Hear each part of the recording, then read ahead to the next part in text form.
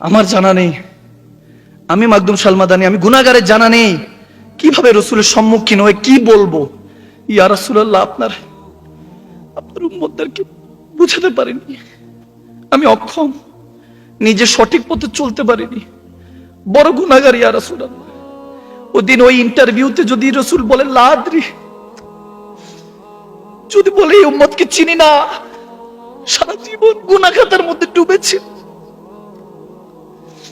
হেদায়েত উঠে যাচ্ছে ভাইয়ের আমার, হেদায়েত উঠে যাচ্ছে। হেদায়েত নেই, যা কিছু দেখছেন এগুলো হেদায়েত না, হেদায়েত অন্য কিছু।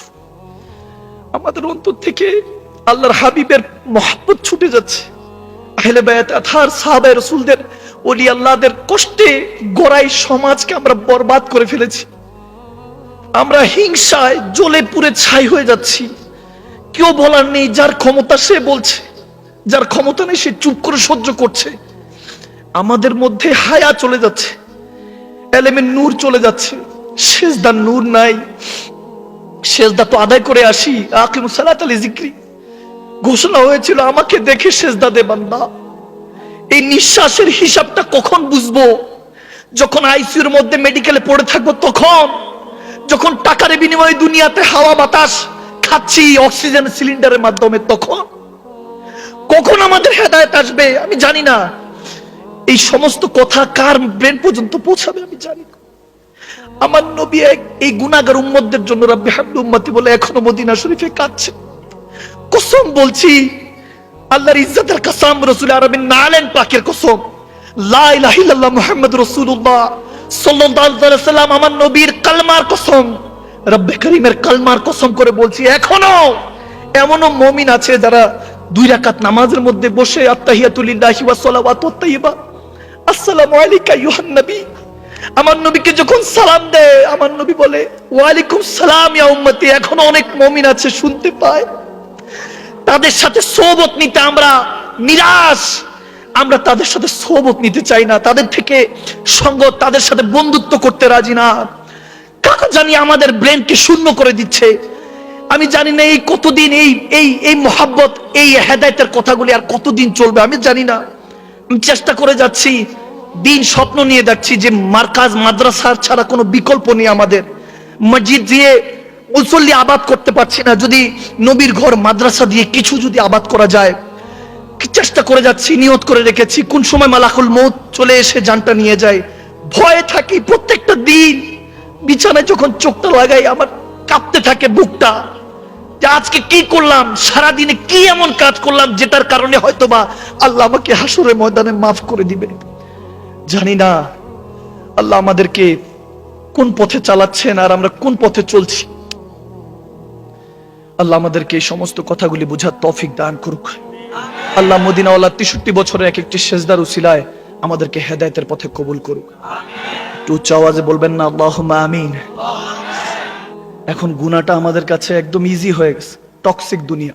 একজন আরেকজনকে ক্রিটিসাইজ, পচানো, মজলিসে বসলে একজন আরেকজনকে ছোট করে কথা বলি, একজন আরেকজনে গীবত করছি, জানিও না গীবত করছি, ছোট করে কথা বলছি হাসাবার জন্য, একজন আরেকজনকে নিয়ে কটূক্তি করছি অঙ্গ নিয়ে। কারো হয়তো হাত নেই, বলে ওই দেখ লুলা আসতেছে, কারো হয়তো বা কান নেই, ওই বলে ওই যে দেখ বয়রা আসতেছে, বোবা আসতেছে, অন্ধ আসতেছে। হয়তো বা কেউ দিন এনে দিন খায়, তার কাছে জিজ্ঞেস করুন জীবনটা কেমন। যাদের টাকা পয়সা আছে তারা মুখ দিয়ে বলতে পারবে সুন্দর সুন্দর বাণী, যে টাকাই সব সুখ না। কিন্তু একজন দিন মজুর, দিন এনে দিন খায়, যারা রিকশাওয়ালা, যারা কোন রকম জীবন পার করে 3 বেলার জায়গায় 2 বেলা খায়, 2 বেলার জায়গায় 1 বেলা খায়, তাদের কাছে জীবনটা জিজ্ঞেস করুন কেমন। তাদের কাছে টাকাটাই সুখ। আর যাদের কাছে অঢাইল টাকা, দেখবেন ভালো কোনো কিছু খেতেও পারে না, গোশত খেতে পারে না, চিংড়ি মাছ, ইলিশ মাছ খেতে পারে না, ডাক্তার নিষেধ করে দেয়। কোলেস্ট্রল, বিভিন্ন ডায়াবেটিক্স, বিভিন্ন রোগ। অঢেল টাকার মালিক, দুনিয়ার কোনো কিছু ভোগ করতে পারে না, সুখ শান্তি টাকা দিয়ে জীবন থাকে। আপনি মেডিকেলে যান, হসপিটালে যান, দেখেন অক্সিজেন সিলিন্ডারে দিয়ে আইসিইউতে অনেকে মৃত্যুর সাথে পাঞ্জা লড়ছে। তাকে বাঁচিয়ে রেখেছে ওই মেশিন তাকে টাকার বিনিময়ে বাঁচিয়ে রেখেছে। ফ্রিতে অক্সিজেন নিচ্ছি, কি দিয়ে শুকরিয়া করবে? কি এমন আছে আমাদের কাছে? আমরা তো এমন ভাবে চলাফেরা করি মনে হয় যেন বেহেশতের সার্টিফিকেট নিয়ে ঘুরতেছি। আরেকজনকে আমরা তহমত দেই, বিভিন্ন ভাবে ছোট করি, এমন ভাবে করি মনে হয় নিজে বহুত ভালো, অথচ আমি এমন ভালো নিজেকে মনে করছি, আয়নাতে নিজের চোখ নিজে রেখে বলতে পারবো না আমি নিজে একজন ভালো মানুষ। এই অকাত নাই আমাদের, তারপরও একজন আরেকজনের পিছনে লেগে থাকে। দুনিয়া কি দিবে আপনাকে? আপনি অনেক টাকার মালিক, আপনার যশ আছে, খ্যাতি আছে, আপনি একজন স্কলার, সফল স্কলার, একজন নেতা, লিডার, রুল করেন সারা পৃথিবী। এত কিছু থাকা সত্ত্বেও আপনি অসহায় যদি রব্বুল আলামিনের রহমতটা আপনার কাছে না থাকে, আপনার কাছে যদি তওবার তৌফিক না থাকে, আপনি কখনো সাকসেসফুল কোনোভাবেই হতে পারবেন না।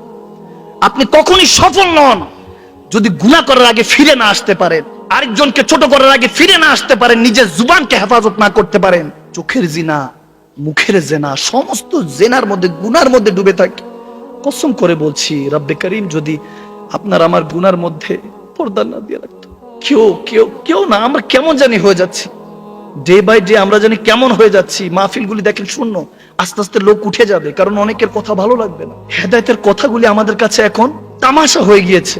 আমরা বসি মাহফিলগুলিতে, আমরা ইউটিউবে, সোশ্যাল মিডিয়াতে সার্চ করি কে বেশি হাসাচ্ছে, অথচ কোরআন সুন্নাহর কথা শুনলে চোখ দিয়ে টপ টপ করে পানি পড়ার কথা।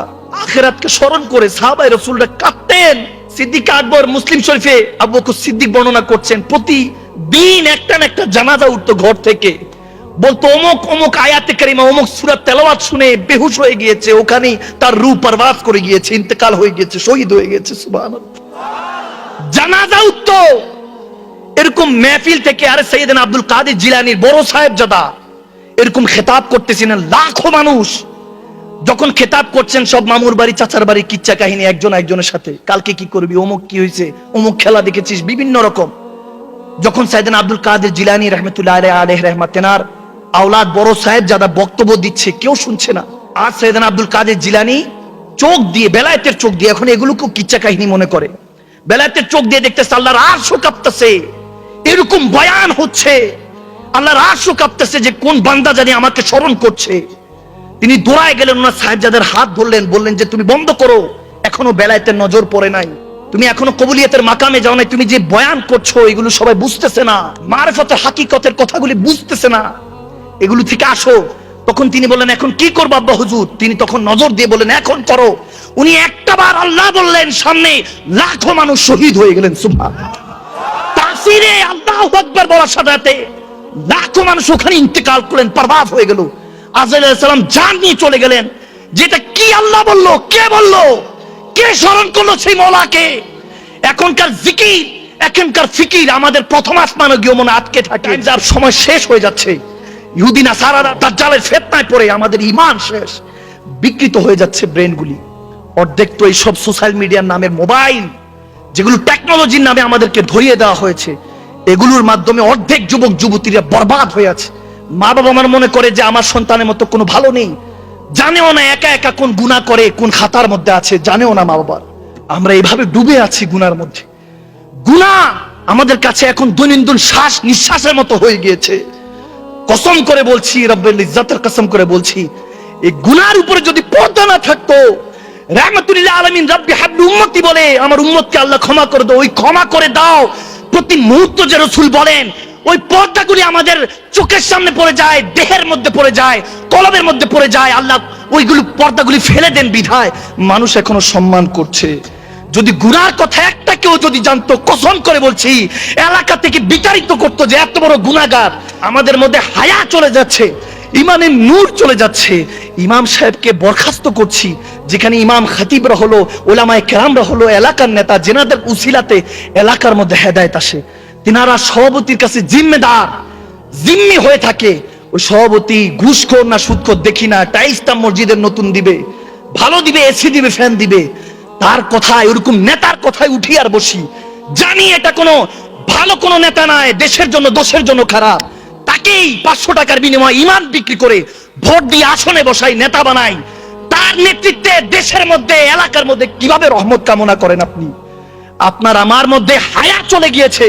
যদি হায়া থাকতো তাহলে কখনো আপনি এই সমস্ত কাজ করতে পারতেন না, রাসূল আরবির বিপক্ষে কখনো যেতে পারতেন না। আপনি বলেন নবীকে ভালোবাসি বিল্লিসান, জুবান দিয়ে বলেন, কবরে আমার নবীর সম্মুখীন হতে হবে, কি দেখাবেন এই রাসূলকে এই চেহারা? মা কুনতা তাকুলু ফি হাক্কি হাযা রাজুলান লি মুহাম্মাদি বলে যখন বলবে, বলো এই লোকটিকে, এই মুহাম্মদ আরবি তিনি কে? তাকুল কি বলতা, কিভাবে চলতা তেনার পথে? আমার জানা নেই। আমি মাকদুম সালমাদানি, আমি গুনাহগারের, জানা নেই কিভাবে রসুলের সম্মুখীন হয়ে কি বলবো।